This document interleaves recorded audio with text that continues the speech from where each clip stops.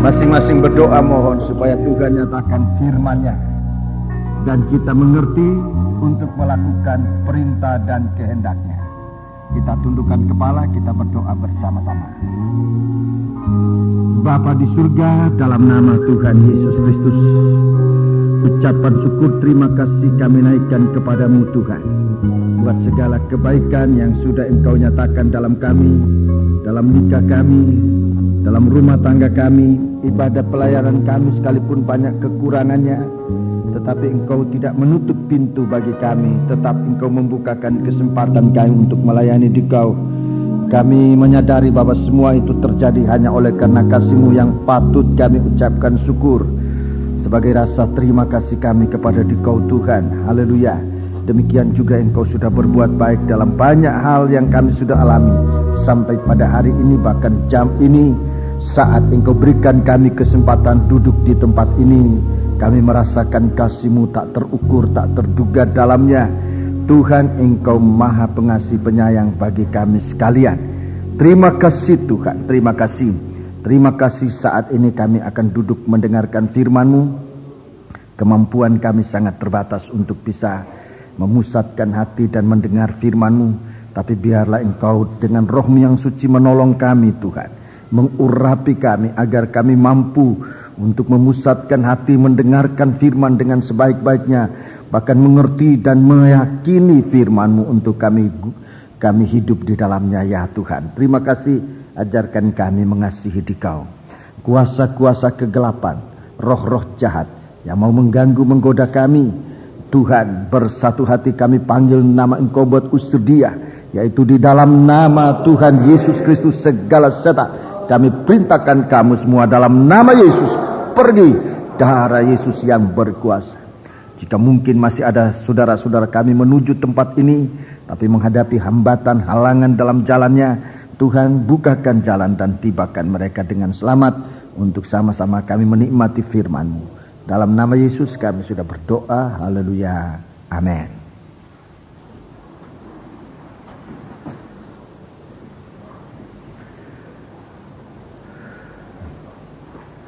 Sidang jemaat yang dikasihi Tuhan dan rekan-rekan hamba Tuhan, para gembala-gembala, penginjil-penginjil, para guru-guru yang mengajarkan firman Allah, saya menyampaikan salam sejahtera, selamat berbahagia dalam menerima sabda Tuhan dalam nama Tuhan Yesus Kristus.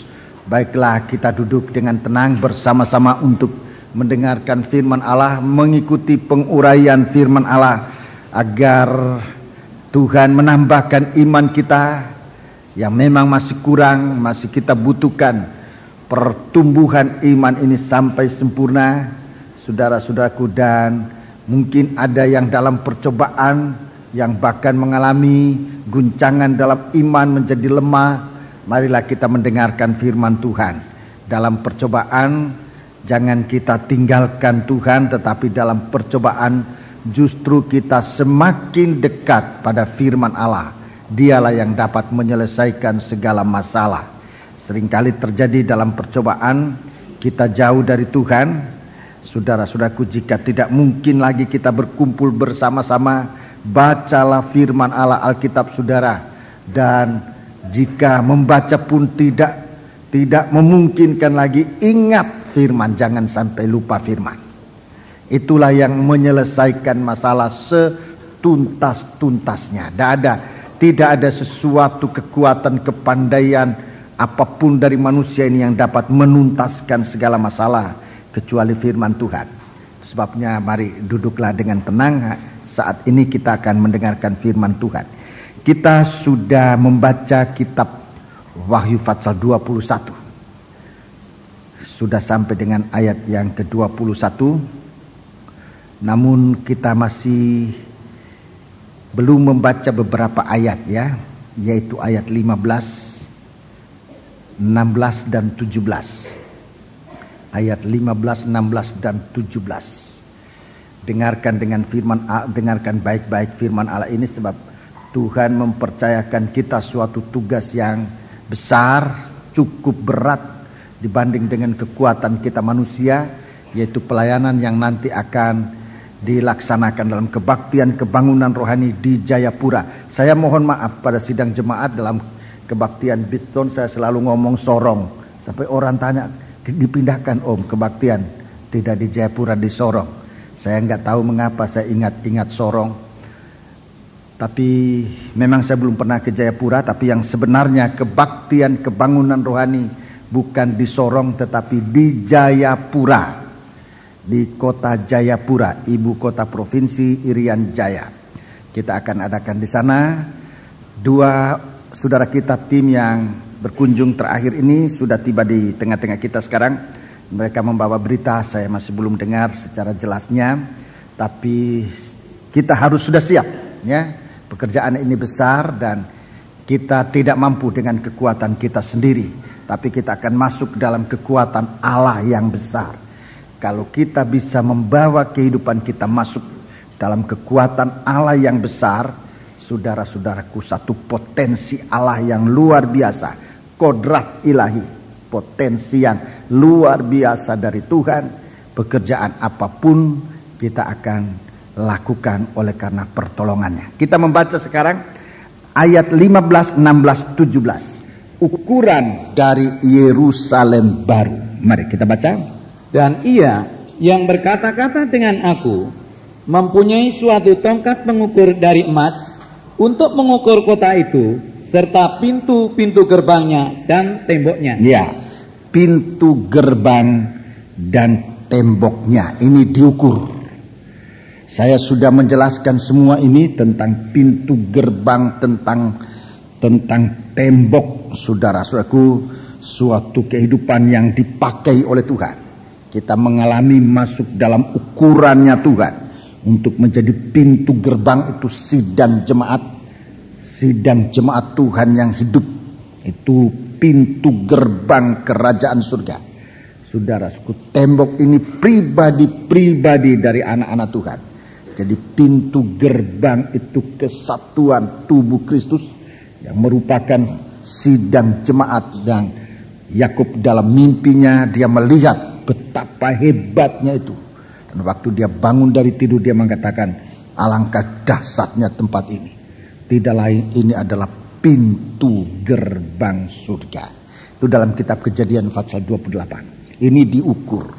Sidang jemaat itu diukur. Diukur bukan dengan ukuran manusia, tapi ukuran dari Tuhan. Ukurannya dari emas. Emas ini bicara tentang kesucian Tuhan, sifat ilahi. Emas ini kesucian, ini mengukur kehidupan kita. Sejauh mana kita hidup dalam kesucian Allah. Tembok itu diukur. Tembok, saya sudah jelaskan, tembok ini saudara-saudaraku itu mengenai setiap pribadi anak-anak Tuhan. Dimulai dari tadinya hanya seungguhan tanah yang dibangun menjadi mezbah, tapi bertambah sampai menjadi satu kehidupan yang ditampilkan bagikan tembok Yerusalem baru. Jadi setiap papan-papan yang berdiri tegak, batu-batu hidup yang kemudian disebutkan batu-batu yang indah-indah. Ini tembok. Ini setiap pribadi juga diukur. Jadi kita ini kesucian sidang jemaat ini diukur secara keseluruhan, tetapi setiap pribadi itu pun diukur oleh Tuhan. Sehingga ukuran ini benar-benar mendalam dari unit sampai menjadi satu kesatuan. Ini tembok dan pintu gerbang. Ayat 16. Kota itu bentuknya 4 persegi, panjangnya sama dengan lebarnya. Iya. Dan ia mengukur kota itu dengan tongkat itu 12.000 mil. Iya. Panjangnya dan lebarnya dan tingginya sama. Iya, panjang, lebar dan tingginya sama. Jadi ini Tuhan itu maha adil, ya. Ini keadilan Tuhan. Panjang, lebar, tinggi sama. Ini bicara bahwa Saudara-saudaraku, di Yerusalem baru itu kota yang sangat stabil, seimbang. Kita harus jaga keseimbangan hidup, saudara-saudaraku. Saudara lihat seorang raja dari Raja Babel yang dia tidak bertindak bijaksana. Di satu waktu dia diperhadapkan dengan timbangan, dan waktu dia ditimbang ternyata terlalu ringan. Rohani itu terlalu ringan, tidak seimbang. Saudara-saudaraku, dengan menyebutkan panjang, lebar, tinggi sama, itu berarti Yerusalem baru ini benar-benar seimbang. Keseimbangan ini kita harus jaga, ya. Keseimbangan tubuh kita, jiwa kita, roh kita, saudara-saudaraku. Dalam kebaktian kaum muda saya mengajarkan tentang keseimbangan itu, saudara-saudaraku, dalam Injil Lukas pasal yang ke-6. Bagaimana Tuhan ingin mengembalikan kita pada peta dan teladan Allah.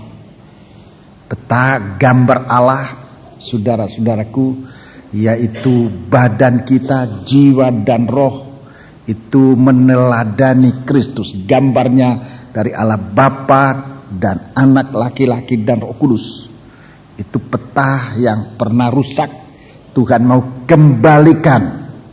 Kemudian bahagian dalam kita ini, bagian-bagian di dalam kita, bagaimana kita berpikiran, berperasaan, itu mau dikembalikan oleh Tuhan.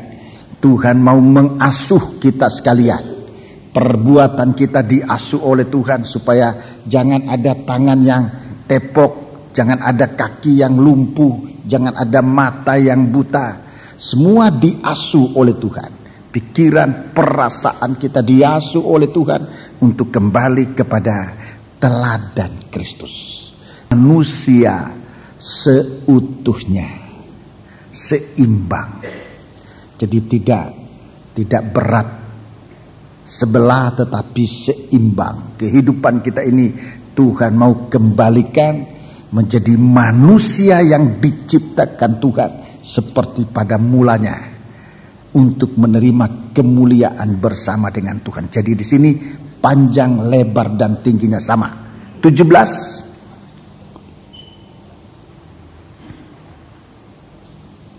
Lalu ia mengukur temboknya, 144 hasta menurut ukuran manusia, yang adalah juga ukuran malaikat. Iya, terima kasih. Jadi di sini ada disebut angka. Angka ini bukan suatu harga mati, saudara-saudaraku, sehingga kita terpatok di sini untuk kemudian tidak melihat. Ini bahasa Alkitab, bahasa ukuran di sini, saudara-saudaraku. Memang kita tidak bisa menentukan sedemikian rupa itu menurut ukuran manusia, dan adalah juga menurut ukuran malaikat. Ini sudah jelas, ini bukan ukuran yang bisa dijangkau dengan akal pikiran manusia, suatu angka-angka, tetapi ini bahasa Alkitab untuk menjelaskan maksud Tuhan. Kalau hasta manusia mungkin kita masih bisa ukur, tapi hasta malaikat, siapa yang bisa mengukur hasta malaikat? Jadi ini jelas, bahasa ini adalah bahasa Alkitab yang mempunyai tujuan arti rohani. Disebut 144.000. 144 itu sama dengan 144 itu sama dengan 12 kali 12. 12 kali 12 ditambah dengan 1000. 12 kali 12 1000. 144. Angka 12 bahasa Alkitab itu bicara tentang persekutuan. Jadi tembok ini diukur dan disebut begitu kokoh, begitu kuat, sebab ditandai dengan, saudara-saudaraku, angka 12 kali 12 itu persekutuan yang kuat sekali. Persekutuan yang kuat sekali. Dan persekutuan ini, saudara-saudaraku, persekutuan tubuh Kristus itu yang paling kuat.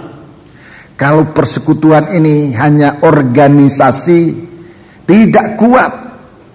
Tidak kuat. Sebab ini hari kita organisasi itu, besok organisasi lain, besok organisasi ini sudah nggak ada lagi dan sebagainya. Itu sudah kita lihat. Jadi kita menjadi anak Tuhan ini tidak berhenti hanya menjadi anggota gereja, organisasinya. Itu nggak kuat.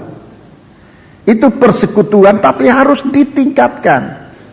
Sudah persekutuan dikali lagi dengan persekutuan untuk mencapai angka 144.000. Kalau hubungan kita di sini hanya sekedar hubungan secara organisasi, nggak kuat, nggak bisa bertahan lama. Kedua, sifatnya kemanusiaan, tidak mampu bertahan. Memang ini suatu persekutuan yang kelihatannya diatur, ada manusianya, tetapi saudara perhatikan ada ukuran malaikatnya. Itu rohani.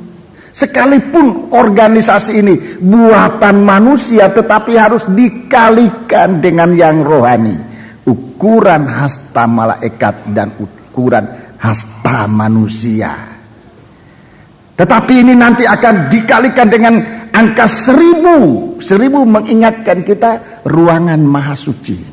Angka 1000 itu mengingatkan kita ruangan maha suci, kesucian di atas segala yang suci.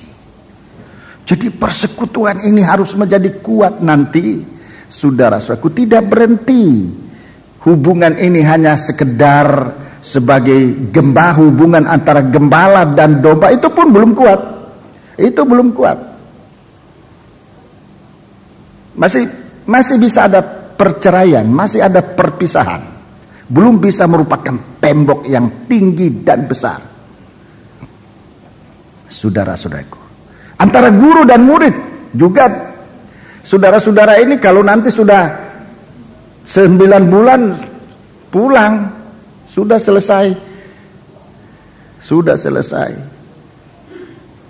Nanti gurunya disebut bekas guru. Dulu guru kami, Bapak Injono, dia marah kalau dia disebut ini bekas guru saya. Jadi saya ini barang bekas. Dia marah kalau muridnya bilang ini bekas guru saya. Aduh, merasa dihina. Jadi saya ini barang bekas. Dia tidak suka disebut bekas guru. Buat saya tidak masalah. Buat seseorang memang bisa masalah. Tetapi itu gambaran. Hubungan itu tidak cukup kalau hubungan antara guru dan murid. Di satu waktu bisa kita kan tuh bekas murid, barang bekas. Bisa. Tapi hubungan ini nanti harus menjadi hubungan antara anggota tubuh yang banyak menjadi satu tubuh. Itu tidak bisa dipisahkan. Kalau kita merupakan tangan, sekalipun tangan itu sudah mati, tetap berada dalam tubuh saudara-saudaraku. Kalau mau dipotong rasa sayang, saudara-saudaraku. Begitu, hubungan dalam satu tubuh itu merupakan tembok yang ukurannya disebutkan 12 kali 12. Jadi hubungan ini saudara-saudaraku memang ada hubungan cara organisasinya diatur oleh manusia. Tapi organisasi ini hastanya manusia, ada hastanya malaikat, turut campur tangannya Tuhan. Tidak hanya begitu saja, tapi ada turut campur tangannya Tuhan. Tapi kalau mau jadi tembok yang tinggi dan besar, harus masuk dalam kesucian sesuci ruangan maha suci. Itu yang ditampilkan, itu yang diukur, saudara-saudaraku. Itu yang akan diukur. Kita harus menemukan ukuran semacam ini. Jadi persekutuan ini memang ada aturan manusia. Di asrama ada aturannya. Kalau melanggar aturan asrama ditegur. Tetapi selain dari aturan manusia ini, ukuran tangan manusia, hastanya manusia, ada hasta malaikat saling meneguhkan. Saudara-saudaraku, ada hastanya malaikat. Selain dari hastanya malaikat, ada sifat ilahi langsung 1000. Itu bicara tentang kesucian Allah, suci di atas segala yang suci, maha suci. Dan disebutkan tembok dari Yerusalem baru ini ukurannya berapa tadi? 144 hasta. Menurut 144 hasta, menurut ukuran manusia, yang adalah juga ukuran manusia, ya, ukuran malaikat sama. Jadi harus ada, ya. Puji Tuhan.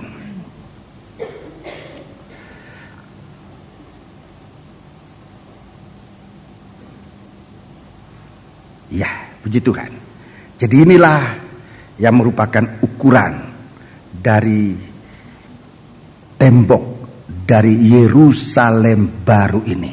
Jadi angka-angka yang disebutkan di sini itu mengandung arti rohani, saudara-saudaraku. Jangan kita pikirkan menurut ukuran dari manusia ini, panjang kali lebar kali tinggi dan sebagainya. Itu tidak sejauh itu saja, tetapi jauh lebih daripada itu, yaitu kita akan lihat secara rohani. Mari, saya masih akan tunjukkan, saudara-saudaraku, panjang dan lebar dan tinggi ini. Bagaimana kita bisa masuk dalam ukuran ini? Bagaimana kita bisa masuk dalam ukuran ini, saudara-saudaraku? Di dalam pertama-tama kita sudah membaca ukurannya, yaitu di dalam kitab Mazmur. Kitab Mazmur. Ini lebih dahulu untuk masuk ke ukuran Yerusalem baru ini. Kita masuk di dalam kitab Mazmur pasal 103. Mazmur 103. Ini ukuran panjang dan lebar. Ini ukuran panjang dan lebar. Ini garisnya sama, yaitu garis mendatar. Garis mendatar, ya. Ini panjang kali lebar. Kalau tinggi lain lagi arahnya. Kalau panjang kali lebar itu datar, ya. Panjang ke sana, lebarnya ke sana. Bagaimanapun itu masih garis datar. Semoga bisa diterima, semoga bisa dimengerti. Saya tidak akan masuk dalam penjelasan itu. Pak Yakob yang paling bisa menjelaskan, ya. Panjang kali lebar. Dia guru matematika. Saya mengajarkan firman-Nya. 103 ayat 2, 3 dan 4. Pujilah Tuhan, hai jiwaku. Ya, pujilah Tuhan, hai jiwaku. Dan janganlah lupakan segala kebaikannya. Ya, kebaikan Tuhan, ya, kebaikan Tuhan. Jangan lupa kebaikan Tuhan. Terus, Dia yang mengampuni segala kesalahanmu. iya, Dia mengampuni segala kesalahanmu. Yang menyembuhkan segala penyakit. Menyembuhkan segala penyakit. Dia yang menebus hidupmu dari lubang kubur. Iya. Yang memahkotai engkau dengan kasih setia dan rahmat. Iya, dengan kasih setia dan rahmat. Ini ukuran panjang dan lebar. Masih menyangkut hidup kita di bumi ini, saudara-saudaraku. Apa kaitan hidup kita di bumi ini? Ada kebutuhan, tapi juga ada kesalahan. Salah satu kebutuhan manusia disebut di sini kesembuhan, kesehatan. Di dalam Injil Matius pasal 2, Injil Matius pasal yang ke-25 ya. Pasal yang ke-25 tentang waktu Yesus sebagai raja akan datang, dia kumpulkan orang-orang itu, kemudian bagaikan gembala memisahkan domba dan kambing, dan dia bicara kepada baik kambing maupun domba. Kepada kambing dia katakan, waktu kamu lakukan itu kepada saudaraku ini, engkau lakukan itu kepadaku. Tapi kepada kambing dia katakan, waktu kamu tidak lakukan itu kepada saudaraku yang hina ini, kamu tidak lakukan itu kepadaku. Itu ada 6 perkara yang disebut di situ yang kita lakukan atau enggak. Salah satunya itu waktu aku sakit. Waktu aku sakit, kamu menjenguk aku. Itu dia katakan kepada kelompok domba-domba. Tapi kelompok kambing, dia katakan waktu aku sakit kamu tidak menjenguk aku, tidak besuk, tidak mendoakan aku. Nah itu salah satu kebutuhan hidup manusia ini.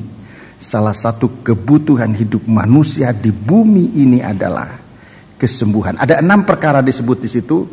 Saya sebut saja, sudah catat saja dalam Injil Matius pasal 25, ayatnya ayat berapa itu ya?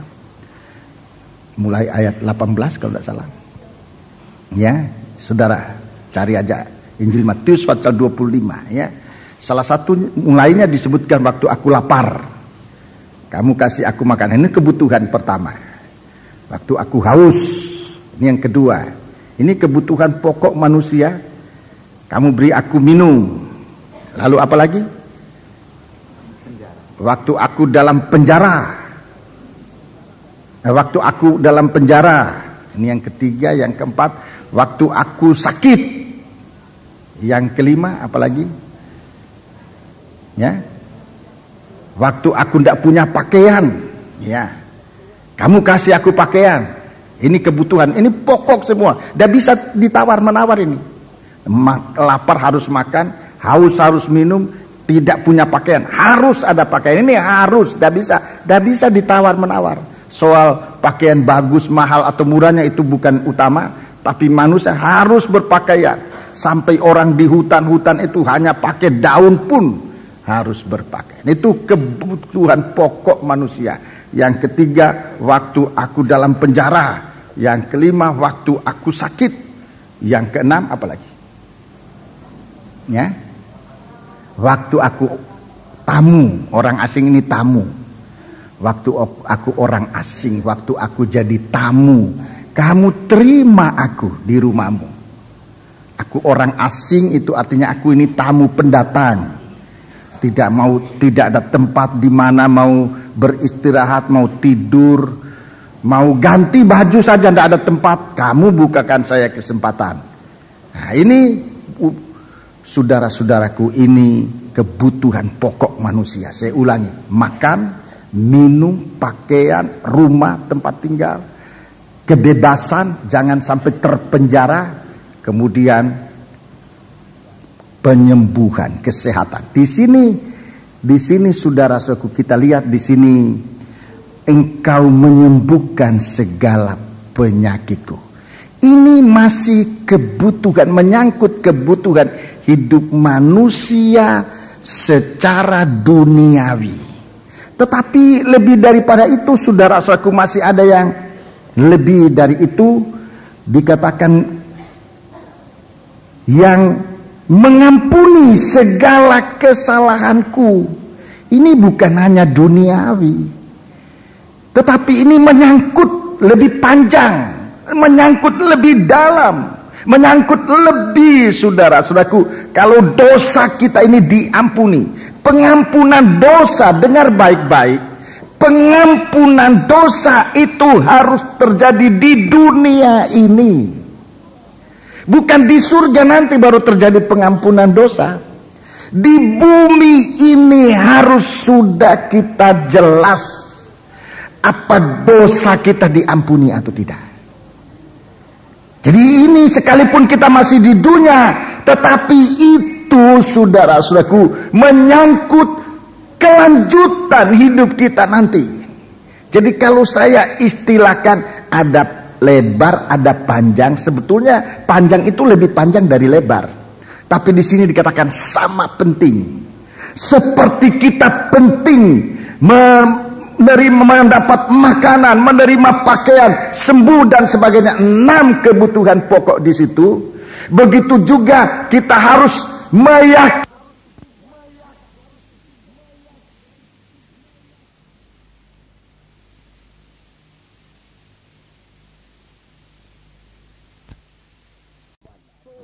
bahwa dosa kita diampuni sekarang ini di dunia ini. Ini lebih panjang sebetulnya, tetapi pentingnya sama. Seperti kita merasa penting untuk mendapat makanan, kita juga harus mementingkan bagaimana dosa ini terlepas dari hidup kita. Mulai dari dosa kita diampuni. Ya, ini harus penting. Dosa ini diampuni. Bagaimana dosa ini diampuni? Kalau kita sekarang tahu kita berbuat dosa, tapi kita sembunyikan, saudara-saudaraku, dosa ini tidak mati. Dosa yang disembunyikan itu, dosa itu nggak mati. Dosa itu hanya hilang kuasanya kalau dosa ini dibawa kepada Tuhan dan kita mengaku kepada Tuhan. Ini dosa, saudara-saudaraku. Ini dosa dibawa kepada Tuhan, diakui kepada Tuhan. Coba Yohanes 1 ayat 1 Yohanes pasal 1 ayat 7 dan ayat 9. 1 Yohanes pasal 1 ayat 7 dan ayat 9. Tetapi jika kita hidup di dalam terang, ya, hidup dalam terang ini, sama seperti Dia ada di dalam terang. Nanti maka kita baca ayat selanjutnya dari kitab Wahyu 21. Itu tidak ada gelap sama sekali. Tidak ada kegelapan sama. Kalau kita hidup dalam terang, sama seperti Dia hidup dalam terang, terus maka kita beroleh persekutuan, ya, seorang dengan yang lain. Persekutuan. Angka 12 itu masuk dalam ukuran kita, ukuran secara manusia, tetapi dikalikan dengan angka 12 lagi, ukuran malaikat. Jadi tingkatan rohani sampai pada kehidupan yang suci itu, saudara-saudaraku. Terus, dan darah Yesus anaknya itu menyucikan kita daripada segala dosa. Darah Yesus menyucikan kita dari segala dosa kita. Jadi ini sekalipun kita hidup di dunia, perkara rohani ini sudah harus kita selesaikan di dunia ini. Bukan nanti, wah kalau sudah mati baru. Ini pandangan saya dulu yang sangat salah. Saya pikir soal dosa diampuni atau tidak, masuk surga atau tidak, nanti kalau sudah mati baru tahu siapa itu masuk surga, siapa masuk neraka. Kalau belum mati tidak tahu. Tapi setelah saya membaca Alkitab, tidak demikian. Dosa itu masalah sekarang. Selamat atau tidak selamat, masalah kita sekarang. Kalau kita tidak datang kepada Tuhan, mengaku dosa itu. Ayat 9. Ayat 9. Jika kita mengaku dosa kita. Ini caranya. Jika kita mengaku dosa kita, maka Ia adalah setia dan adil. Ia setia dan adil. Sehingga Ia akan mengampuni segala dosa kita. Iya. Dan menyucikan kita dari segala kejahatan. Iya, puji Tuhan. Ini panjang dan lebar. Masalah secara kebutuhan kita di bumi ini dan masalah rohani yang harus diselesaikan di bumi sama penting. Sama penting. Masalah kita sekarang dengan masalah kita nanti yang harus diselesaikan di bumi sama penting. Sama penting. Mengaku dosa sama pentingnya dengan bagaimana kita harus makan, Seperti kita harus makan, begitu kita harus mengaku kesalahan kita di hadapan Tuhan. Sama penting. Panjang dan lebarnya sama. Itu ukuran, saudara-saudara. Sebab kalau ini tidak diselesaikan, kita tidak bisa masuk dalam persekutuan. Saudara-saudara, kalau suami dan istri ada dosa yang tidak diselesaikan, hubungan antara suami dan istri itu tidak akan pernah bisa jadi satu. Apa yang memisahkan? Dosa. Dosa itu memisahkan. Hubungan kita dengan Tuhan juga tidak akan pernah bisa nanti kita mendapatkan bagaikan kepala dan tubuh. Apa yang memisahkan? Dosa manusia. Jadi ini ukuran, saudara-saudaraku. Ukuran yang harus dapat diselesaikan. Hari ini, hari-hari ini. Di sementara kita masih hidup di bumi ini, saudara. Kita banyak sibuk dengan ukuran-ukuran yang dengan perkara-perkara dunia ini. Nanti akan ditimbang. Nanti akan ditimbang seperti Raja Babel itu, saudara. Setelah ditimbang ternyata terlalu berat dunia. Urusan rohani terlalu diringankan. Urusan rohani terlalu diringankan. Tapi ukuran urusan dunia terlalu banyak kita beratkan. Padahal saudara-saudaraku, panjang dan lebar itu sama pentingnya. Saya kasih contoh salah satu orang yang meringankan perkara rohani. Kitab Kejadian pasal yang mari. Kitab Kejadian, mari. Kitab Kejadian pasal yang, saya cari dulu, pasal yang ke-20. Ya. Kitab Kejadian pasal yang ke-25. Kitab Kejadian pasal yang ke-25. Ayat 29 sampai 34. Kita lihat akibatnya kalau terlalu meringankan perkara rohani. Ayat 29. Atau kita baca ayat 27. Lalu bertambah besarlah kedua anak itu. Esau menjadi seorang yang pandai berburu. Ya, ini pemburu, Yaher, pemburu, saudara-saudaraku. Seorang yang suka tinggal di padang. Ya, tinggal di padang. Tetapi Yakub adalah seorang yang tenang, yang suka tinggal di kemah. 29. Pada suatu kali Yakub sedang memasak sesuatu, lalu datanglah Esau dengan lelah dari padang. Jadi ini orang yang sudah suka mengembara, suka memburu seperti Esau. Apa yang diburu? Pemburu itu memburu apa, saudara-saudaraku? Coba. Kalau saudara yang tahu apa yang diburu, apa yang dikejar oleh pemburu itu? Apa? Daging. Ini diburu di padang. Padang itu bicara dunia ini. Umumnya kita manusia jadi pemburu di bumi ini.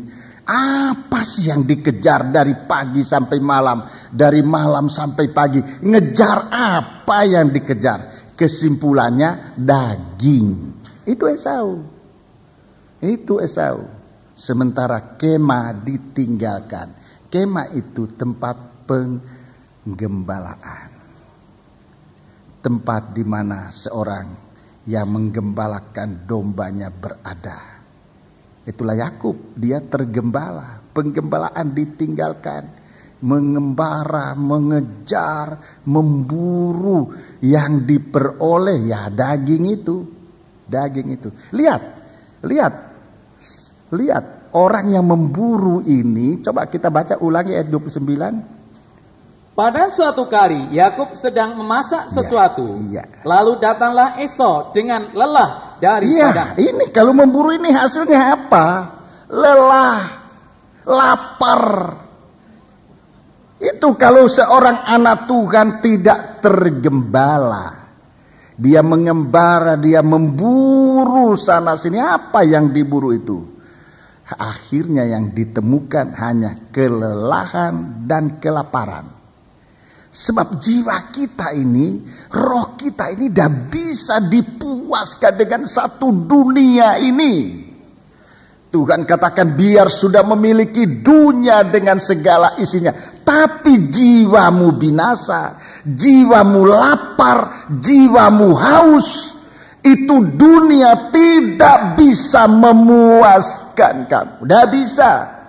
Lihat ini Yakub ini apa? Ini siapa namanya? Esau. Pulang dengan lelah dari padang. Ayat 31. Tetapi kata Yakub, Iya. Jualan- Ulangi ayat 30. kata Esau kepada Yakub, berikanlah kiranya aku menghirup sedikit Ya. dari yang merah-merah itu, karena aku lelah. Ya, pada dasarnya, pada hakikat, pada dasarnya manusia itu tahu kebutuhannya. Yang dapat memuaskan kebutuhan itu, saudara-saudaraku, bukan perkara dunia ini. Pada dasarnya manusia itu tahu, sadar. Aku ini lelah, kata Esau. Berarti dia sadar, aku ini lelah, berikan aku. Baca terus. Itulah sebabnya namanya disebut Edom. Iya, ayat 31. Tetapi kata Yakub, Iya. jualah dahulu kepadaku hak kesulunganmu. Ya, perhatikan sikap dari Esau 32. Saud Esau, Iya. sebentar lagi aku akan mati. Sebentar lagi aku akan mati. Apakah gunanya bagiku hak kesulungan Ya. itu? Apa gunanya hak kesulungan itu nanti? Hak kesulungan itu nanti. Sekarang aku lapar. Hak kesulungan itu bicara tentang perkara rohani.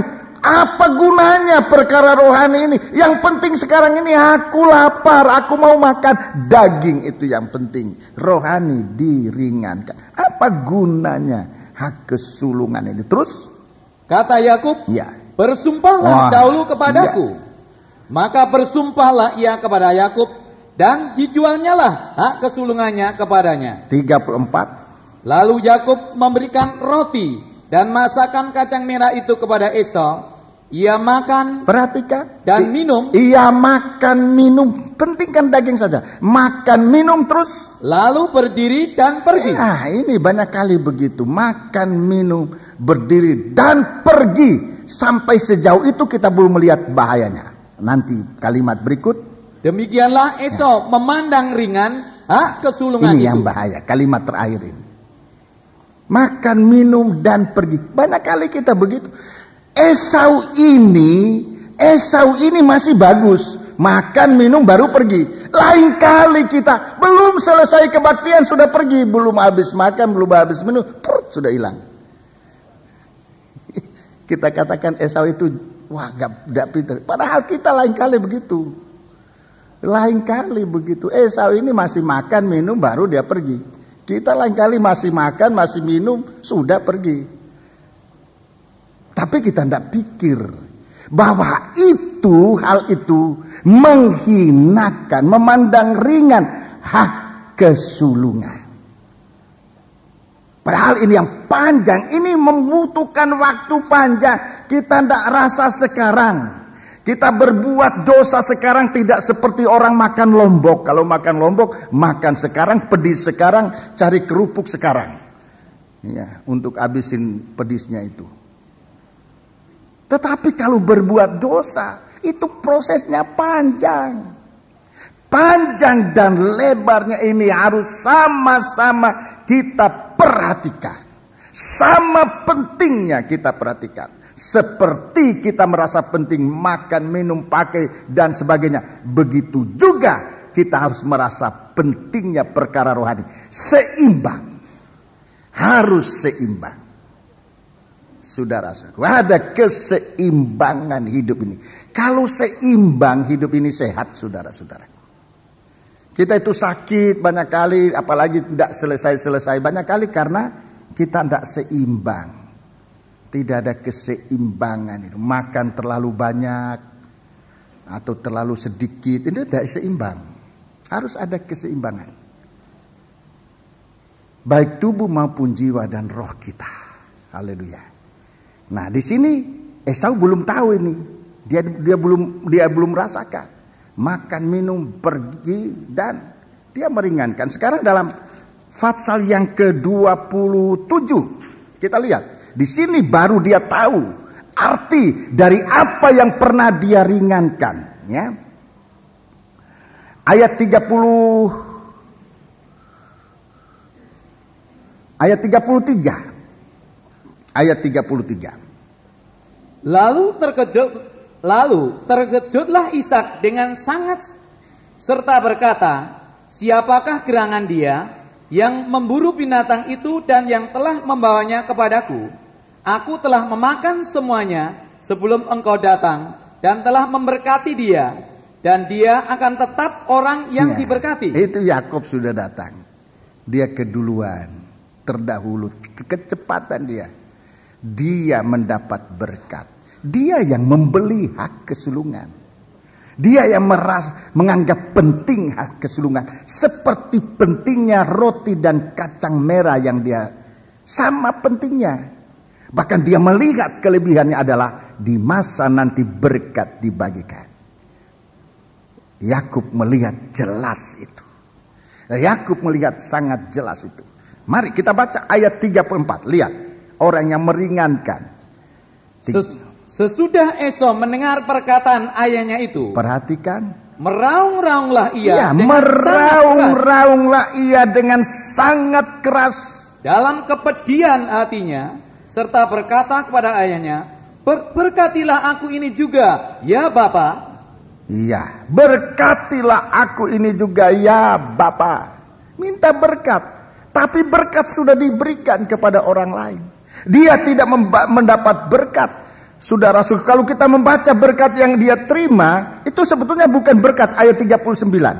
Ayat 39. Lalu Ishak ayahnya menjawabnya, ya, perhatikan. Sesungguhnya tempat kediamanmu akan jauh dari tanah-tanah gemuk di bumi. Ini bukan berkat, ini kutukan ini terus. Dan jauh dari embun dari langit di atas. Jauh dari embun dari langit di atas terus. Engkau akan hidup dari pedangmu. Engkau hidup dalam peperangan, terus hidup dari pedangmu. Dan engkau akan menjadi hamba adikmu. Engkau akan menjadi hamba adikmu. Tetapi akan terjadi kelak, apabila engkau berusaha sungguh-sungguh, maka engkau akan melemparkan kuk itu dari tengkukmu. Iya, itu sudah perkara yang luar biasa berat.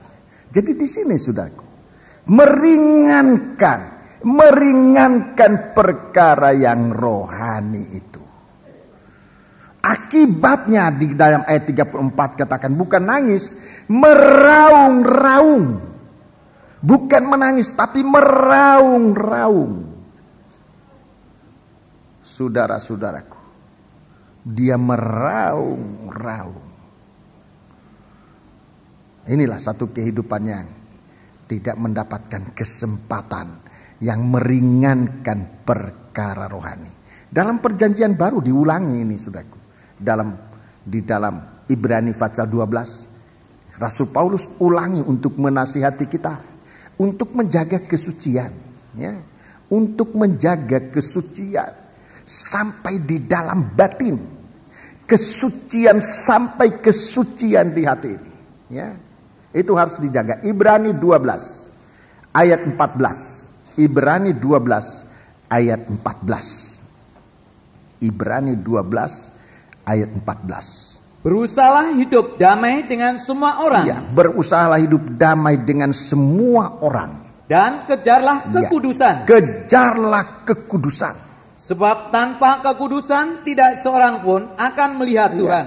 Tidak seorang pun bisa melihat surga. Artinya tidak bisa masuk surga, tidak bisa melihat Tuhan, tidak bisa masuk surga.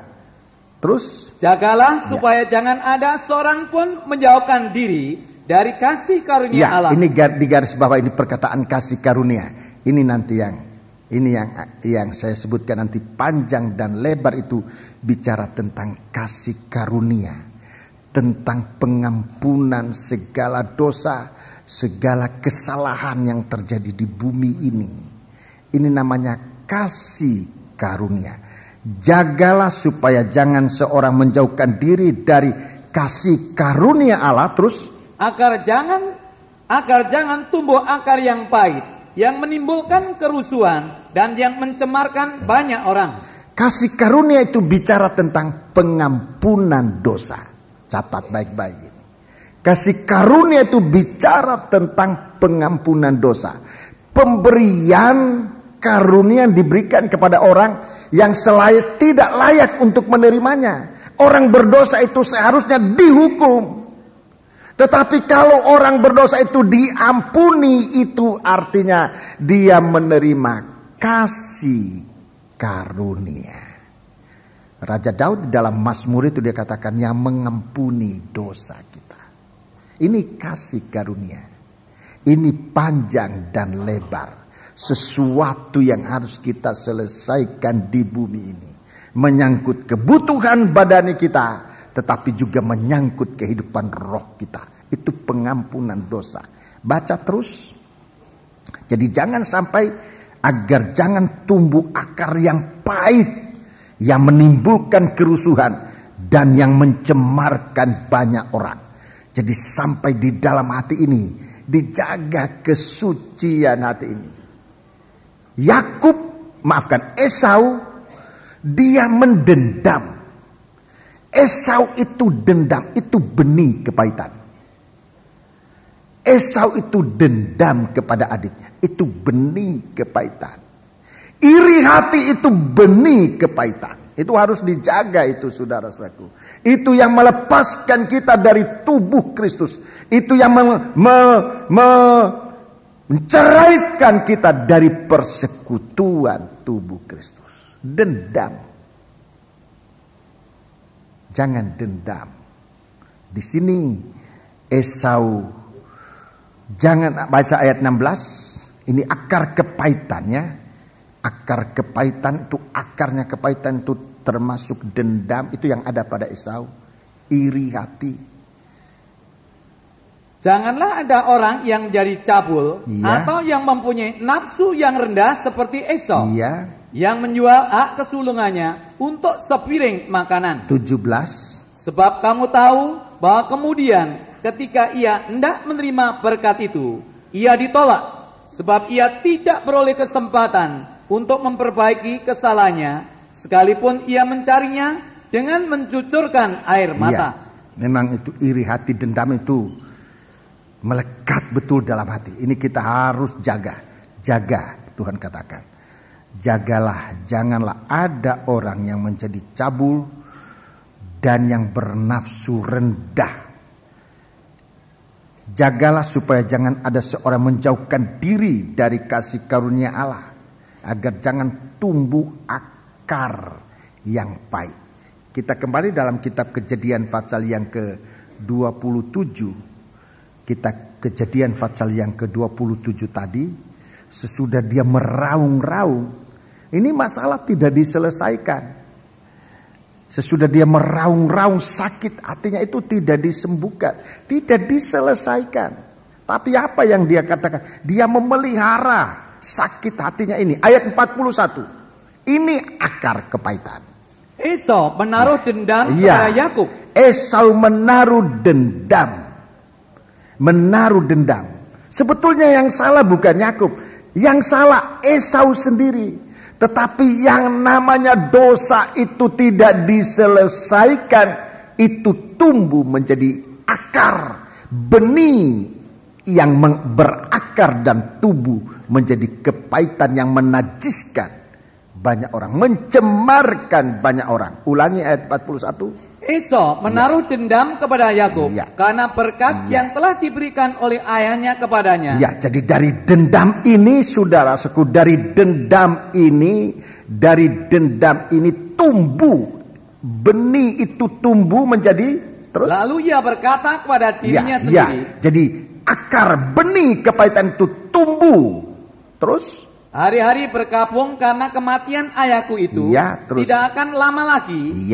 Pada waktu itulah Yakub adikku akan kubunuh. Ini kelanjutan dari dendam itu. Akan kubunuh. Tadi Rasul Yohanes mengatakan dalam surat 1 Yohanes, saudara-saudaraku, 1 Yohanes pasal 1 itu, 1 Yohanes pasal 1, orang yang membunuh itu tidak mempunyai kehidupan. Maafkan, 1 Yohanes pasal 3. Orang yang membunuh itu sama dengan Esau. Sama dengan Kain yang membunuh saudaranya. Sama dengan Kain. Dia tidak mempunyai kehidupan. Seorang pembunuh, dia tidak mempunyai kehidupan. Artinya dia bisa masuk surga. Termasuk orang bunuh diri. Minum pil banyak-banyak, ngambil pistol, tembak dirinya sendiri, tikam dirinya sendiri, pakai tali gantung diri, itu bunuh diri. Itu tidak menyelesaikan masalah, saudara. Bukan itu jalan menyelesaikan masalah. Dia pikir, lebih baik mati habis perkara. Tidak habis perkara, mati ada perkara yang menunggu, pengadilan Tuhan. Saudara-saudaraku, karena dendam, Esau mau bunuh orang, mau bunuh adiknya. Dia pikir sudah habis membunuh, puas aku. Coba tanya orang dalam penjara sana yang sudah membunuh orang, apa puas? Gak puas. Tidak, itu bukan untuk memuaskan hati Daisa. Itu tidak mempunyai kehidupan. 1 Yohanes pasal 3 sudah lihat, orang yang membunuh buahnya itu dalam penghukuman. Dia tidak bisa melihat terang. 1 Yohanes pasal yang ketiga ayat 13. Janganlah kamu heran, saudara-saudara, apabila dunia membenci kamu. Ya, kita tahu bahwa kita sudah berpindah dari dalam maut ke dalam hidup. Ya, kita pindah dari maut kepada hidup. Terus? Yaitu karena kita mengasihi saudara kita. Iya. Barang siapa tidak mengasihi, ia tetap di dalam maut. Ayat 15. Setiap orang yang membenci saudaranya adalah seorang pembunuh manusia. Terus. Dan kamu tahu bahwa tidak ada seorang pembunuh yang tetap memiliki hidup yang kekal di dalam dirinya. Iya, terima kasih. Jadi jelas, saudara-saudara, kita lihat di sini. Kita kembali dalam kitab Mazmur itu. Kita lihat bagaimana Raja Daud menulis surat ini menulis tulisan ini. Dia memperhatikan ukuran dari Yerusalem itu panjang dan lebarnya. Kita lihat, kita baca ayat yang ke-3 tadi. 103, Mazmur 103 ayat 3. Mazmur 103 ayat yang ketiga. Dia yang mengampuni segala kesalahanmu. Iya, terima kasih. Mengampuni segala kesalahan. Ini ukurannya, ukuran sampai sejauh nanti ke Yerusalem. Kita masuk Yerusalem, tidak boleh ada kesalahan yang belum terselesaikan. Jangan taruh di hati. Kesalahan saudara kita jangan taruh di hati. Nanti akan menjadi dendam. Kalau sudah menjadi dendam, dia merupakan benih. Kalau benih, dia akan tumbuh. Kalau yang tumbuh itu dari benih dendam, dia akan membenci. Itu sama dengan membenci, sama dengan membunuh. Dan Tuhan katakan orang semacam ini tidak mendapat hidup. Dia tidak bisa menerima kehidupan. Dia tidak bisa masuk di dalam kehidupan. Sebab hatinya ada benih kepahitan. Saudara-saudaraku. Ini diukur oleh Tuhan. Ini diukur. Ukuran dari tongkat emas. Haleluya. Jadi ini ukuran panjangnya. Terus yang menyembuhkan segala penyakitmu. Iya, ini urusan hidup sehari-hari secara duniawi. Jadi kalau dosa diselesaikan, lalu tubuh kita sembuh, ini panjang dan lebar sama-sama diselesaikan. Saudara-saudaraku, sama-sama diselesaikan. Sama-sama diselesaikan. Tuhan bicara kepada Musa untuk disampaikan pada bangsa Israel. Kalau kamu memegang perintahku menurut firmanku, maka tidak ada satu penyakit yang taruh pada bangsa Mesir itu akan kamu alami. Sebab akulah tabibmu, aku Allah tabibmu. Seorang hamba Tuhan senior, dia berusia lanjut 96 tahun, masih melayani Tuhan. Dia katakan kepada jemaat, dia itu sehat, sembuh oleh karena firman Allah dalam hatinya. Dia bilang kalau firman Allah dalam hati, semua penyakit pergi. Dia sudah mengalami itu. Dia bicara itu dari pengalamannya.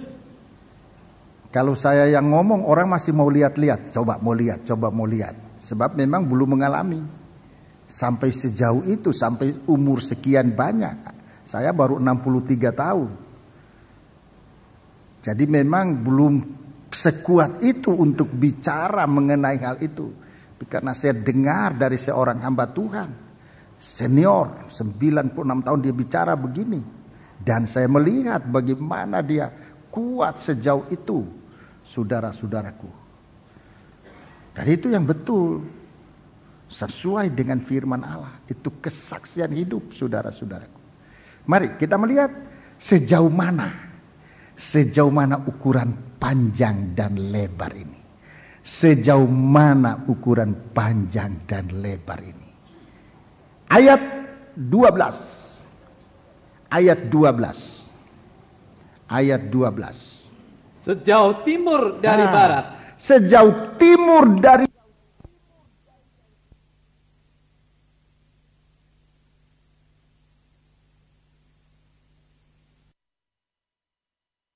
kita, pelanggaran kita. Ya.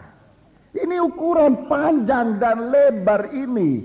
Ukuran mata angin panjang sejauh timur dari barat. Tentu sama juga sejauh utara dari selatan. Sejauh itu dijauhkannya segala dosa dan pelanggaran kita. Saudara-saudara. Sejauh itu Tuhan menghapuskan dosa kita. Ini namanya kasih karunia. Ini kasih karunia dinyatakan oleh Yesus di atas kayu salib.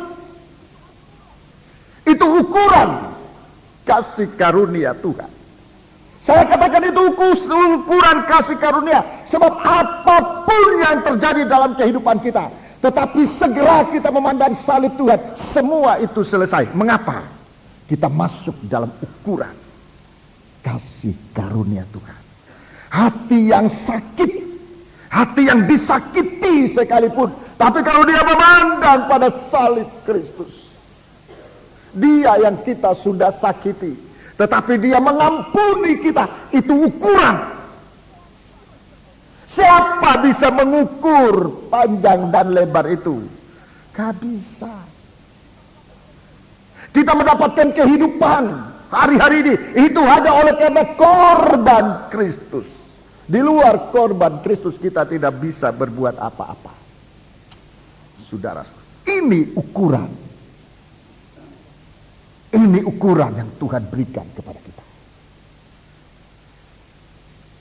Kalau di sini ada seorang istri yang sakit hatinya kepada suami, atau seorang suami yang sakit hatinya kepada, jaga, jangan sampai sakit itu merupakan suatu benih yang akan tumbuh menjadi kebencian. Saya belum menggunakan istilah membunuh, tapi istilah kebencian itu sudah sama dengan membunuh. Itu tidak menjamin penyelesaian masalah. Di sini penyelesaian masalah. Melupakan. Seperti dia melupakan dosa kita. Sejauh timur dari barat. Sejauh timur dari barat. Saudara-saudaraku. Berapa kilometer itu? Berapa mil? Tidak ada orang mampu mengukur itu. Sejauh timur dari barat, sejauh utara dari selatan. Bagaimana kita bisa? Itulah ukuran dari salib. Itu kasih karunia. Jika hatimu sakit, Ingat kasih karunia Tuhan yang ada di dalam hatimu. Saudara-saudaraku, jujur di hadapan Tuhan, aku menerima kasih karunia. Kalau saudara menerima kasih karunia ini, tidak ada kesulitan untuk mencabut akar kepahitan itu. Jikalau di dalam hati ini ada kasih karunia yang kita terima dari salib Kristus, tidak ada kesulitan untuk mencabut benih kepahitan yang ada di dalam hati itu. Itu kasih karunia. Itu kuasa Allah. Tidak ada orang bisa menentang itu. Itu harus diselesaikan. Saudara-saudaraku, itu kasih karunia. Itu ukuran. Kembalikan hidup kita.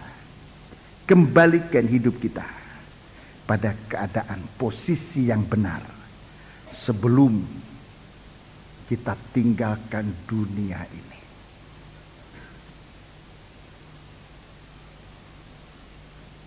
Kasih karunia memang berat, tapi sekali lagi, kalau kita memandang Kristus di atas kayu salibnya, kita akan melihat apa yang Tuhan sudah kerjakan di dalam kita. 2 Korintus pasal 5 mulai ayat 15. 2 Korintus pasal 5 mulai ayat 15. Ini ukuran panjang dan lebar. Ini ukuran panjang dan lebar. Baca. Dan Kristus telah mati untuk semua orang. Ya, mati untuk semua orang. Supaya mereka yang hidup Ya. tidak lagi hidup untuk dirinya sendiri. Tidak hidup untuk diri sendiri. Ini ukuran panjang dan lebar.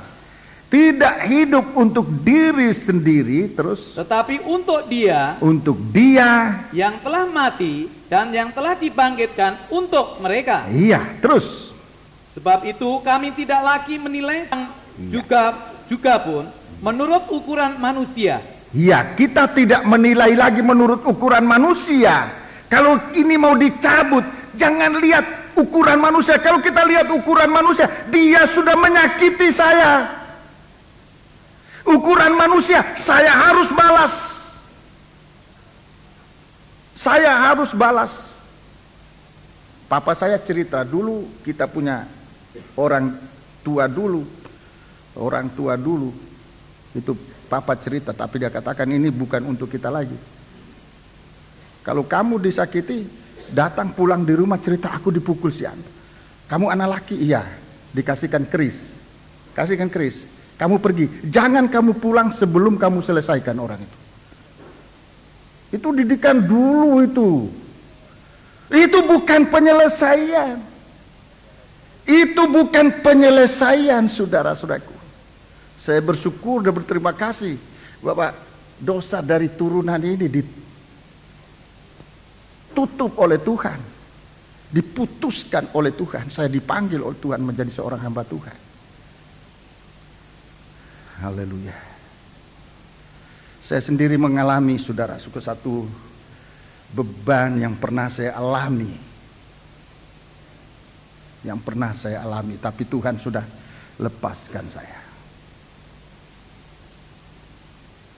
Kalau saya cerita ini, saya tidak untuk membesarkan diri, tapi untuk memuliakan Tuhan. Dulu saya kalau disakiti, orang itu jangankan mau bicara, lihat pun saya tidak mau.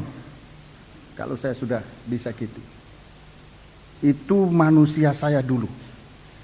Coba bayangkan kalau begini saya jadi hamba Tuhan, tidak mau lihat orang kayak apa. Tapi untung Tuhan, untung salibnya Tuhan itu. Saya juga akan dilihat orang.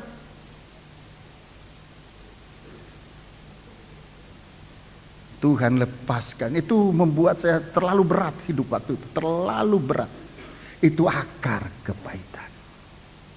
Itu harus dicabut. Harus dicabut. Harus dicabut. Bagaimana sekarang kita harus melayani orang yang memfitnah kita, yang menyakiti kita. Saudara-saudaraku, saya berterima kasih, sangat berterima kasih kepada Tuhan. bahwa Tuhan mencabut akar ini dari dalam hati.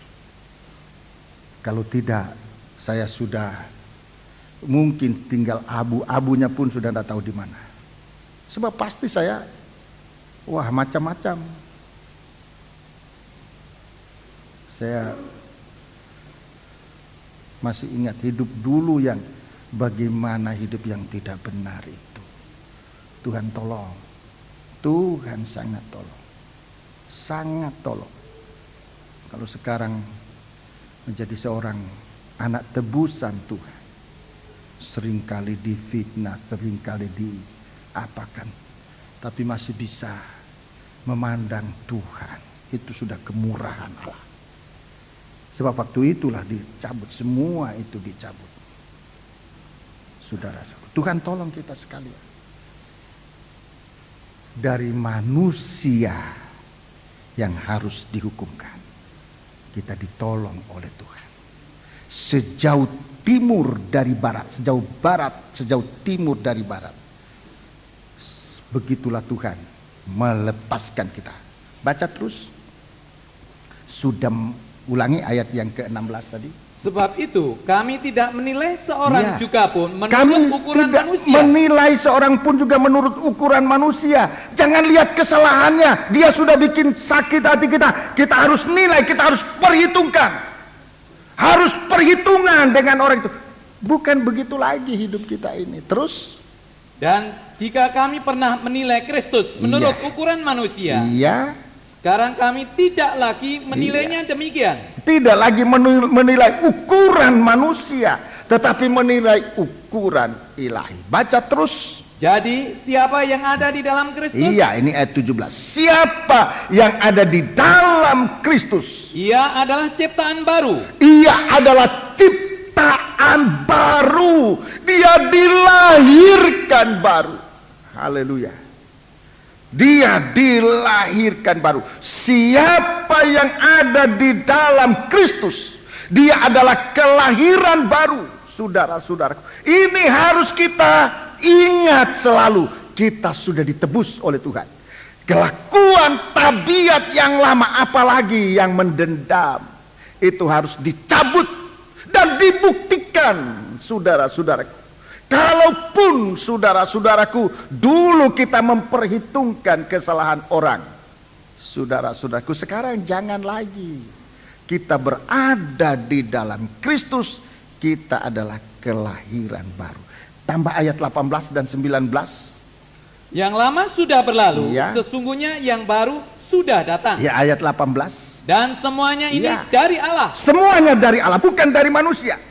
Ukuran ini ukuran dari Allah, bukan dari manusia. Semuanya ini datang dari Allah. Terus. Yang dengan perantaraan Kristus. Iya, yang dengan perantaraan Kristus telah mendamaikan kita dengan dirinya. Perhatikan, mendamaikan kita dengan dirinya. Dan terus, yang telah mempercayakan pelayanan pendamaian itu kepada kami. Mempercayakan pelayanan pendamaian ini kepada. Ini buktinya.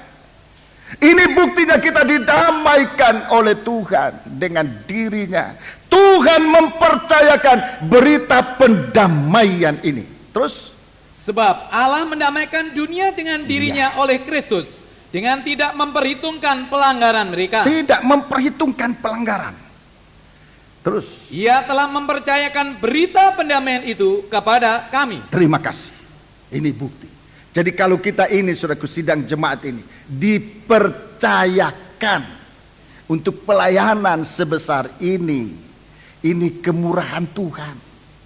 Ini menyatakan bahwa kita diterima oleh Tuhan, dibaharui oleh Tuhan. Kalau tadi saya bersaksi tentang diri saya, secara manusia saya malu untuk bicara itu, saudara, malu. Tetapi saudara-saudaraku, untuk semoga menjadi berkat bagi orang lain, saya bicara tentang keadaan saya yang jelek itu, yang sangat jelek itu. Kalau sampai sekarang Tuhan masih mempercayakan kepadaku untuk pelayanan ini, satu nasihat dari guru saya, guru kami, waktu itu tidak secara langsung diberitakan kepada saya, ditujukan kepada saya. tapi kepada saudara kami yang lain. 3 orang. Dia katakan kepada 3 orang, kalau kamu tidak mau berdamai kamu 3, saya mau tanya sama kamu khotbah apa? Kamu khotbah bagaimana? Cukup perkataan itu. Cukup perkataan itu. Bagi saya sudah masuk di hati saya. Dan perkataan itu sudah menempati hati saya. Saya tidak pernah lupa itu. Untuk setiap kali saya tampil membawa berita pendamaian. Kepahitan hati itu harus dicabut. Sejak dulu saya sudah mengalami pertolongan Tuhan. Kepahitan hati harus dicabut. Supaya saya jangan khotbah main hantam begitu aja. Dengan hati pahit, dengan keinginan dan sebagainya. Ini panjang dan lebar harus diukur. Ukuran, baik ukuran manusia maupun ukuran hasta malaikat. Ditimbang secara kemanusiaan berlaku, secara rohani juga berlaku. Rasul Paulus 1 Timotius pasal 1. 1 Timotius pasal 1. 1 Timotius pasal 1 mulai ayat 12. 1 Timotius pasal 1 mulai ayat 12. Tolong dibaca. 1 Timotius pasal 1 mulai ayat 12. Aku bersyukur kepada Dia. Ya, aku bersyukur kepada Dia Yang menguatkan aku. Yaitu Kristus Yesus. Ya. Yaitu Kristus Yesus Tuhan kita. Terus. Karena Ia menganggap aku setia dan mempercayakan pelayanan ini kepadaku. Ia menganggap aku setia dan mempercayakan pelayanan kepadaku. Terus. Aku yang tadinya seorang penghujat. Aku dulu penghujat. Dan seorang penganiaya. Dan seorang ganas. Seorang yang ganas. Tetapi aku telah dikasihaninya. Aku telah menerima kasih karunia. Terus. Karena semuanya itu telah kulakukan tanpa pengetahuan, yaitu di luar iman. Iya, terus.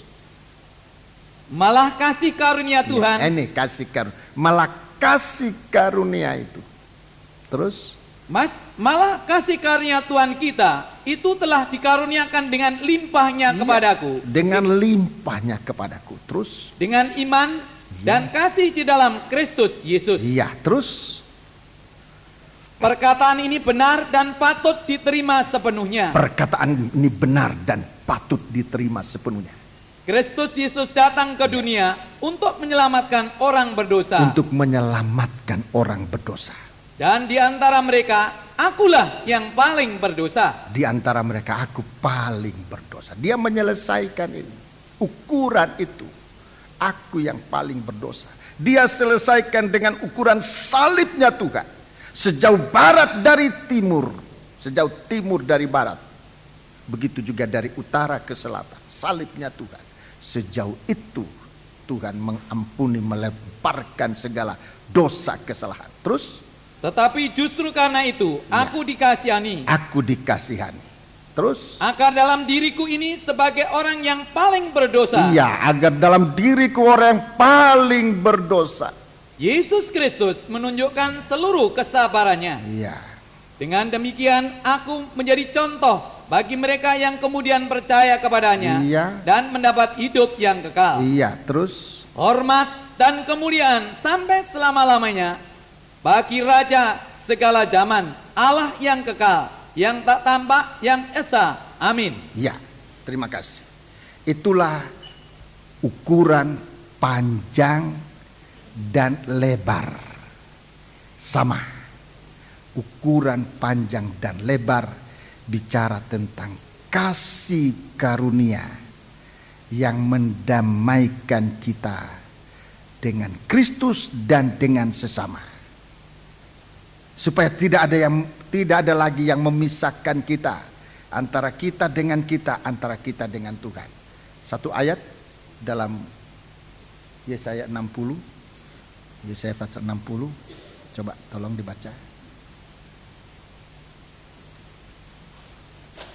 Yesaya pasal 60. Segera saya mengingat ayat itu, lebih baik dibaca.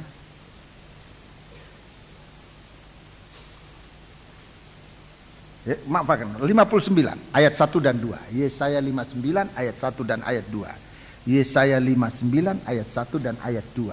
Sesungguhnya tangan Tuhan tidak kurang panjang untuk menyelamatkan. Ya, lengan Tuhan itu.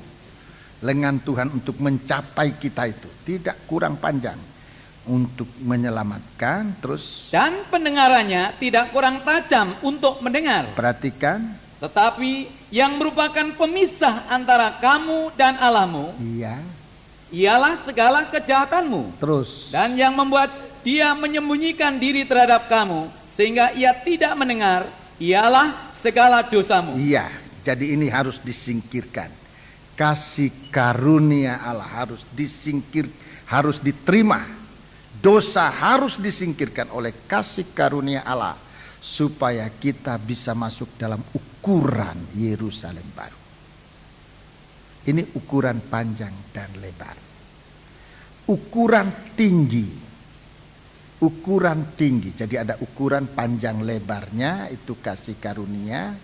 Saudara-saudaraku, sekarang ukuran tingginya. Ukuran tingginya apa yang menjadi ukuran tingginya? Tadi panjang dan lebar, ukuran mata angin, barat dan timur. Kalau bisa kita ukur, ya itulah ukuran kasih karunia Allah. Dosa apapun, saudara-saudaraku, Tuhan bisa mengampuni kita, asal kita mau percaya kepada Dia dan mengaku dosa kepada Dia. Itu ukuran itu, saudara. Kasih karunia namanya. Sekarang yang kedua, ukuran tinggi. Mari kita membaca dalam Efesus pasal 4. Efesus pasal 4, setelah Tuhan bicara tentang Rasul Paulus berbicara atas nama Tuhan tentang kasih karunia, dia bicara tentang ukuran panjang, ukuran tinggi ini, ya. Ayat 7 lebih dahulu. Tetapi kepada kita masing-masing telah dianugerahkan kasih karunia menurut ukuran pemberian Kristus. Iya, ukuran pemberian Kristus. Ini kasih karunia Allah, ini nomor 1, ya. Saya sudah bicara tentang kasih karunia. Ayat 8 sekarang. Itulah sebabnya kata Nas, tatkala ia naik ke tempat tinggi, ia membawa tawanan-tawanan, ia memberikan pemberian-pemberian kepada manusia. Iya, tawanan-tawanan ini dilepaskan. Tawanan-tawanan dilepaskan dan bahkan dikasih pemberian. Ini namanya kemurahan. Ini tingginya itu kemurahan. Coba baca ini. Setinggi apa kemurahan ini? Setinggi apa kemurahan ini? Ayat 9. Bukankah ia telah naik berarti bahwa ia telah turun ke bagian bumi yang paling bawah? Terus ayat 10. Ia yang telah turun, ia juga telah naik jauh lebih tinggi daripada semua langit untuk memenuhkan segala sesuatu. Iya, ini kemurahan Tuhan untuk mencapai bangsa kafir. Dari langit yang paling tinggi. Dari langit yang paling tinggi, dia turun ke bumi. Bukan hanya di bumi, sampai ke bawah bumi. Bumi yang paling di bawah. Ke bagian bumi yang paling di bawah. Untuk gampang-gampangnya saya sebut saja, sampai ke dasar laut yang paling dalam. Untuk menyelamatkan sebutir pasir yang sempat melukai dia untuk dibentuk menjadi mutiara. Ini kemurahan. Itu kemurahan. Dari langit yang paling tinggi sampai manusia yang paling berdosa, dia bisa menjangkau. Itu kemurahan Tuhan. Itu ukuran tingginya, saudara-saudara. Kemurahan Allah berlaku sampai kepada orang yang paling berdosa. Kita bangsa kafir. Kalau Paulus, dia orang Israel. Dia dari suku Benyamin, dari orang Israel. Kita bukan dari bangsa Israel. Kita dari bangsa kafir. Orang yang paling berdosa di antara bangsa kafir, merupakan sebiji pasir yang paling kecil di dasar laut. Yesus telah masuk sampai ke dalam, bagaikan tiram mutiara, dan dia rela dilukai oleh sebiji pasir itu. Tapi biji pasir itu diterimanya, dibentuknya menjadi mutiara untuk dibawa sejajar dengan permata-permata indah di dalam Yerusalem baru. Itu kemurahan Tuhan. Semoga apa yang saya jelaskan ini kita bisa mengerti. Setinggi itu kemurahan Allah. Untuk apa sekarang? Untuk apa? Kalau kita menerima kemurahan Allah ini, untuk apa sekarang? Kalau kita sekarang dipercayakan, diberikan kita oleh Tuhan kemurahan, untuk apa kemurahan ini? Untuk apa kemurahan ini? Untuk apa kita namanya mutiara, tetapi tidak berguna? Kalau kita sudah jual di mutiara, tetapi kita tersembunyi, kita tidak ada gunanya. Kita hanya berharga kalau kita ditampilkan oleh seorang saudagar yang bijaksana, seorang pedagang yang bijaksana yang menemukan mutiara ini. Di dalam Injil Matius pasal 13 saudara bisa baca di situ. Seorang yang menemukan mutiara yang indah, dia menjual segala hartanya. Dia meninggalkan, dia singkirkan segala-galanya. Dia datang dan membeli mutiara ini untuk dijadikan satu perhiasan yang sangat indah. Kita ditebus oleh Tuhan, kita bangsa kafir ini. Sekarang kita ditebus oleh Tuhan menjadi mutiara. Untuk apa kita punya kemuliaan itu? Untuk apa? Hanya untuk tinggal begitu aja diam, berlipat tangan, sementara Tuhan merindukan bahwa mutiara-mutiara ini harus tampil menampilkan kemuliaan Tuhan. Apa kita mengatakan wah itu terlalu berat, terlalu jauh dan sebagainya? Perhatikan saudara-saudara, kita sudah dibeli oleh Tuhan. Saya bicara ini tidak untuk membangkit kemurahan Tuhan kepada kita saudara-saudara, tetapi saya ingin mengingatkan banyak pekerjaan di dalam ladang Allah yang harus dikerjakan oleh anak-anak Tuhan ini, oleh mutiara-mutiara ini untuk menyatakan kemuliaan Tuhan. Nanti dalam bahagian berikut kita akan melihat satu sinar kemuliaan. Tapi kalau mutiara itu dia tinggal di tempatnya sendiri, bahkan dia tidak mau keluar dari dasar laut itu, dia akan tetap tidak bisa menyinarkan sinar kemuliaan Tuhan. Saudara-saudaraku, kita sudah dibeli oleh Tuhan. Kita tidak ditaruh oleh Tuhan tetap di dasar laut. Tidak, saudara-saudara. Jangan kita sudah dibeli oleh Tuhan menjadi orang percaya kepada Tuhan, tetapi tetap tinggal dalam kehidupan lama untuk diri sendiri. Tetapi supaya kita ditampilkan oleh Tuhan untuk menyatakan kemuliaan Tuhan. Kalau kita tidak mau diganti, saudara ingat cerita Wasti dan sang raja Ahasveros. Dia mau ditampilkan, dia tidak mau ditampilkan, dia diganti oleh seorang namanya Esther. Di sini banyak Esther, termasuk istri saya. Esther itu artinya bintang.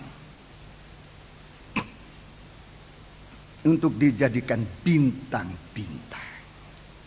Sebab kita sudah mengalami Filipi pasal 2. Filipi pasal 2 Tuhan tunjukkan Yesus itu telah tinggalkan. Dia tidak menghitung suatu keuntungan dia disetarakan dengan Allah dulu dalam kerajaan surga, tapi dia tinggalkan surga itu. Dia datang ke bumi ini. Itu bukan hanya ke bumi ini, tetapi terus sampai ke bawah bumi. Coba tolong baca. Saudara catat saja Filipi 2 mulai ayat yang kelima. Tetapi kita baca beberapa ayat saja. Filipi 2, kita baca ayat yang ke-9. Kita baca ayat 9. Itulah sebabnya Allah sangat meninggikan dia Meninggikan dia. dan mengaruniakan kepadanya Ya. nama di atas segala nama, Coba saudara lihat 10. supaya dalam nama Yesus Ya. bertekuk lutut segala Dia yang ada di langit menerobos segala apa yang ada di langit. Dia kalahkan apa yang ada di langit. Terus dan yang ada di atas bumi yang ada di atas bumi dia kalahkan. Terus dan yang ada di bawah bumi, sampai yang ada di bawah bumi. Dia dalam kemenangan. Terus dan segala lidah mengaku Ya. Yesus Kristus adalah Tuhan bagi kemuliaan Allah Bapa. saudara lihat, ini yang harus kita lakukan sekarang. Ayat 12. Ayat 12.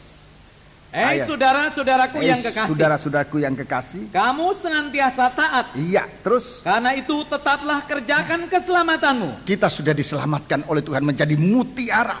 Kerjakan keselamatan. Kita sudah bukan hanya dilahirkan baru, tetapi kita ditebus oleh Tuhan. Kerjakan keselamatanmu itu Dengan takut dan dengan gentar. takut dan gentar. Bukan saja seperti waktu aku masih hadir. Iya, terus. Tetapi terlebih pula sekarang waktu aku tidak hadir. Apa yang harus kita tampilkan? Berita pendamaian yang mengandung kemuliaan Tuhan. Itu harus ditampilkan. 13. Karena Allah lah yang mengerjakan di dalam kamu, Ya. baik kemauan maupun pekerjaan menurut kerelaannya. Ya, ada kemauan. Berdoa sekarang ini berat. Tuhan kasih kemauan. Tuhan nanti kasih pekerjaan. Tidak ada orang harus nganggur. Kita ini telah dibeli oleh Tuhan. Kita memberitakan berita pendamaian itu. Terus Lakukanlah segala sesuatu dengan tidak perhatikan, bersungut-sungut. tidak bersungut-sungut. Ini Dan- mutiara. Ini orang yang tahu berterima kasih buat kemurahan Tuhan. Tidak bersungut. Kalau kita bersungut, itu mengurangi nilai dari mutiara itu. Nilainya berkurang. Bersungut-sungut, ada cacat. Ini cacat. Sungut-sungut, ini cacat. Apalagi? Dan berbantah-bantahan, Berbantah-bantah, ini cacat. Terus? supaya kamu tiada beraib Ya, ini tidak beraib. Terus? dan tiada bernoda, Tidak bernoda. sebagai anak-anak Allah Iya. yang tidak bercela. Jadi anak-anak Allah, jadi mutiara yang tidak bercelah. Di tengah-tengah angkatan yang bengkok hatinya Iya, di dan yang tengah-tengah sesat ini, bengkok hati dan sesat ini sehingga kamu bercahaya Nah, di antara mereka seperti bintang-bintang di dunia. menjadi bintang-bintang.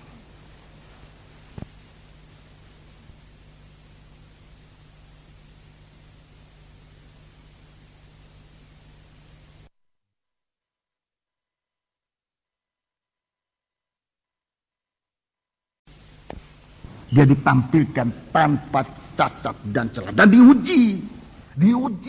Saudara baca ceritanya dalam kitab Ester itu, saudara baca.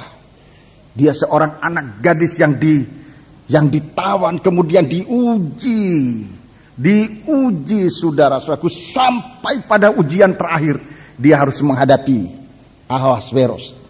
Sekalipun tidak dipanggil, ukuran tongkat emas itu diulurkan. Ini ukuran orang ini tidak bercacat. Ini ukuran tongkat itu diulurkan. Waktu dia terima tongkat ini, ukurannya cukup, saudara-saudaraku.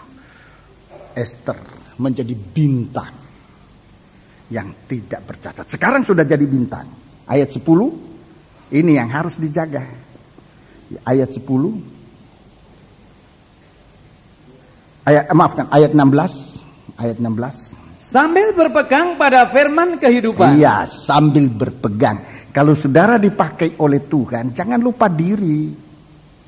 Kalau kita dipakai oleh Tuhan, ingat kita ini hanya kemurahan Tuhan. Tetap berpegang pada firman kehidupan. Jangan segala keberhasilan itu seolah-olah kita yang bisa, kita yang mampu. Bukan. Kita tetap pegang firman. Kalau kita mau jadi bintang yang tidak akan pernah jatuh, satu bintang yang tidak akan nyasar dari peredarannya, pegang kepada firman itu. Itu tempat kita bergantung. Tidak ada bintang yang ditopang dari bumi, tidak ada. Tidak ada bintang yang begitu saja yang ada gantungannya dari mana, tidak ada seperti balon-balon itu, tidak.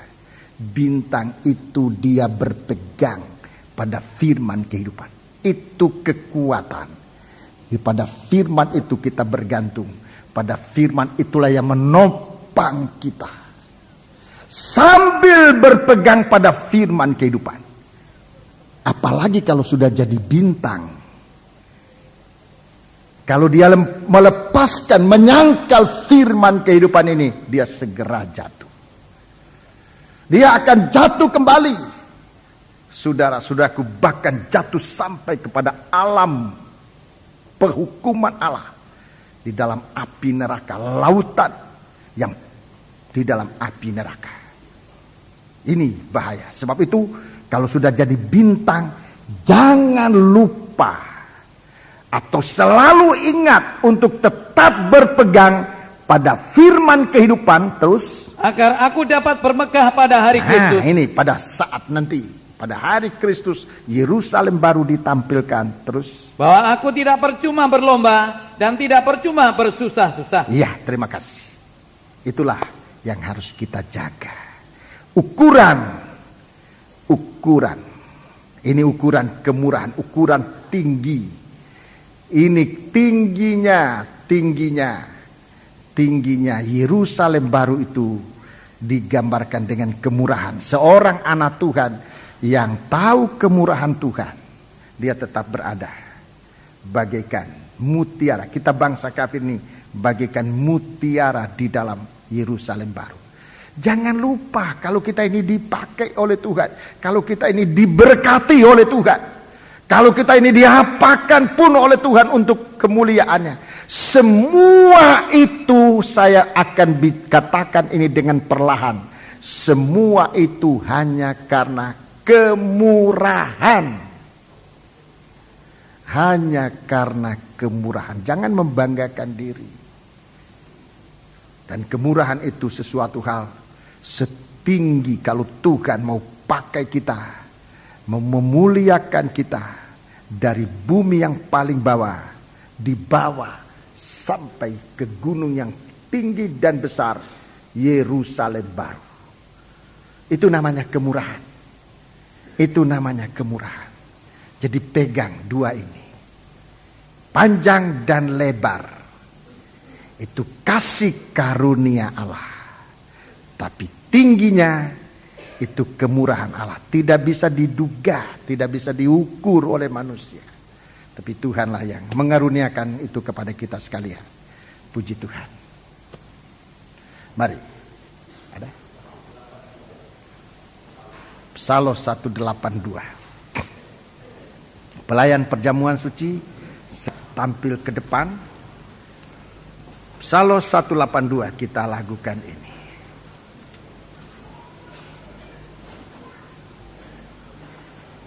Kita datang kepada Tuhan. Ingat kemurahan Tuhan. Ya, kalau tidak kemurahan Tuhan, kita ini tidak ada arti apa-apa. Jadi kalau kita dipakai oleh Tuhan hari ini, kalau kita diizinkan untuk berbakti pun, ini hanyalah kemurahan Tuhan. Tuhan masih mau pakai kita untuk sesuatu yang lebih indah.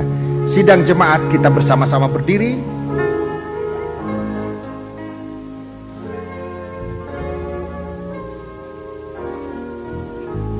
Haleluya.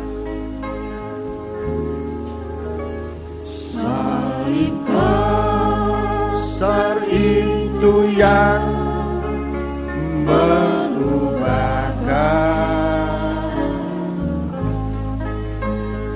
hidup yang telah gagal dan menderita.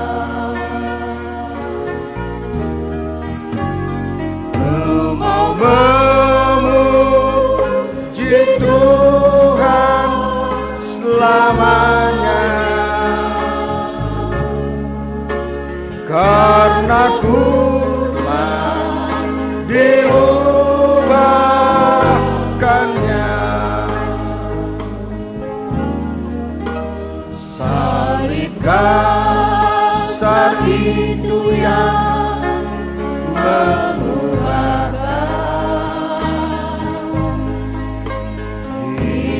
yang telah gagal dan menderita.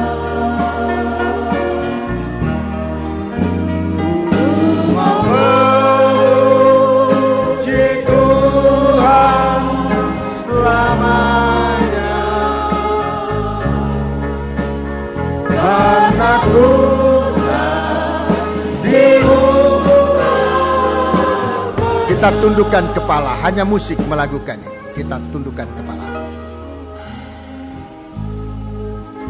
Semua diam.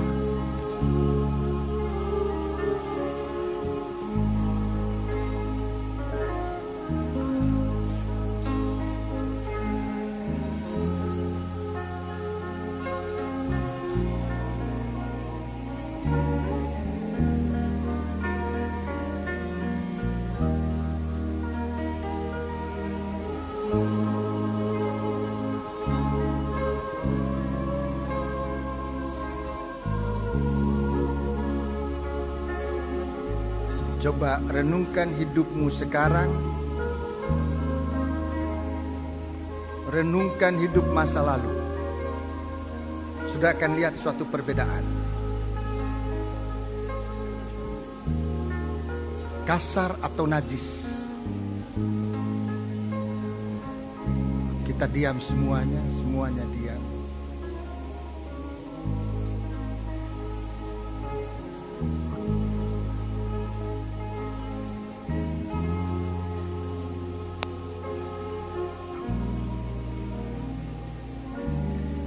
Itu adalah hasil dari salib Kristus. Kasih karunia-Nya. Haleluya. Kalau saudara sekarang bisa lepas dari segala yang najis itu, dari segala yang kasar itu, ini hanya kasih-Nya Tuhan. Taruh tangan di atas hatimu, saya akan berdoa. Ya Ramalam Sakalawasa, Ya Ramatur, Ya Lamasa. Haleluya. Terima kasih Tuhan. Ya Ramalam Sakalawasa, Ya Ramatur. Terima kasih Tuhan. Engkau melahirkan kami dari benih ilahi dan bahkan mempercayakan kepada kami berita pendamaian ini bagi sesama kami. Jangan kiranya kami berada di tempat yang pasif, sementara Engkau sudah membeli kami dengan harga yang mahal. Tuhan, pakai kehidupan kami menjadi alat yang berguna untuk membawa berita pendamaian ini bagi bangsa yang masih membutuhkan akan keselamatan ini, untuk Tuhan menggenapi segala kerinduan hatimu, merindukan bangsa kafir diselamatkan, merindukan bangsa Israel kembali kepada Engkau. Pakailah kami dalam kemurahan-Mu Tuhan, untuk membawa berita ini sampai bukan hanya kepada bangsa kafir, tapi juga sampai kepada bangsa Israel. Terima kasih Tuhan, terima kasih. Jika saudara ingin menyatakan rasa syukur terima kasih-Mu kepada Tuhan, angkat tanganmu dua. Sembahlah Dia dengan roh dan dengan kebenaran. Haleluya.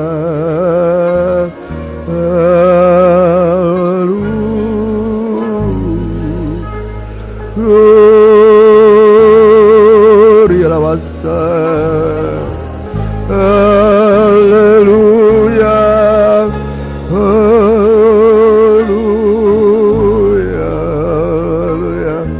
Haleluya.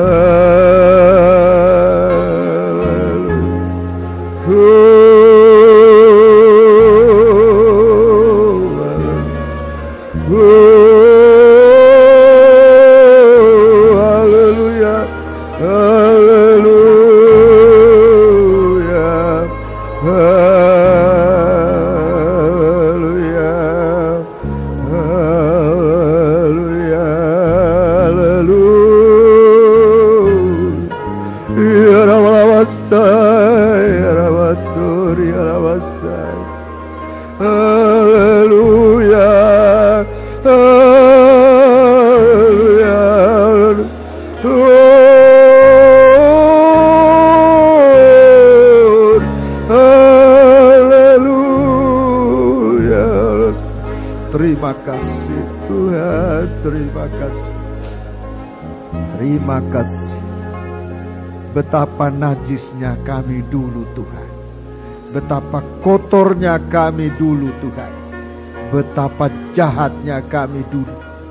Tapi Engkau sudah mati untuk ganti kami Tuhan. Terima kasih buat kehidupan baru yang Engkau karuniakan kepada kami. Beri kami kekuatan untuk tetap berpegang pada firman-Mu yang akan mengangkat kami. Dan lidah kami mengaku bahwa Yesuslah Tuhan bagi kemuliaan Allah. Terima kasih Tuhan, terima kasih. Terima kasih. Terima kasih Tuhan. Sekarang kami akan menggunakan perjamuan suci ini. Tapi sucikan kami semua, layakkan kami menerima berkat dari perjamuan suci yang akan kami terima di dalam nama Tuhan Yesus Kristus. Haleluya. Amin. Kita melakukan nyanyian ini sementara